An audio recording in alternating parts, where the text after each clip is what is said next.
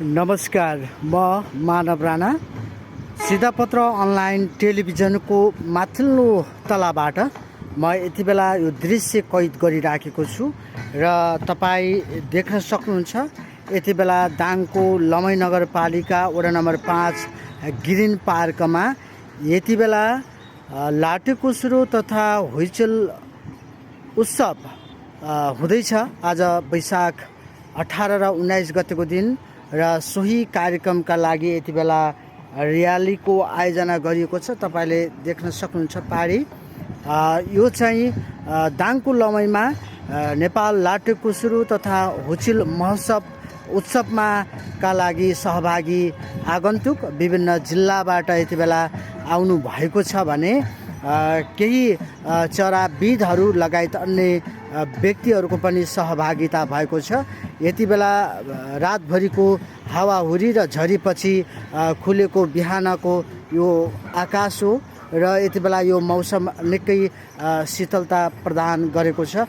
तपाईँ देख्न सक्नुहुन्छ यो दाङ लमईको यो बस पार्क टर्मिनल भवन र यही चुरे क्षेत्रको काखमा रहेको ग्रिन पार्कमा यति बेला लाटेकोसेरो तथा हुइचेल महोत्सव हुन गइराखेको छ। एकैछिनपछि कार्यक्रमलाई उद्घाटन गर्ने कार्यक्रम पनि रहेको छ र विभिन्न सङ्घ संस्था क्लब समूहबाट यति बेला उक्त कार्यक्रम प्रवेशका लागि र्याली लगाइएको छ र सोही अनुसार विभिन्न सांस्कृतिक कार्यक्रम पनि आयोजना हुने प्रकृतिका साथीहरू नामक संस्थाका डाइरेक्टर राजु आचार्यले हामीलाई जानकारी गराउनु भएको छ र सँगै आज र भोलि उक्त कार्यक्रम रहने पनि तपाईलाई म जानकारी गराउन चाहन्छु।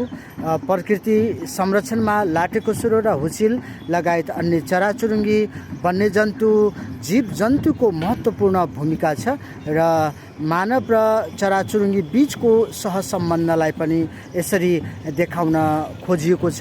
यो अत्यन्तै लमईमा पहिलोपटक भइराखेको कार्यक्रम हो। यो कार्यक्रममा तपाईहरूको सहभागिता पनि रहनेछ। उक्त कार्यक्रममा तपाईका लागि निशुल्क पनि रहने तपाईलाई जानकारी गराउन चाहन्छु।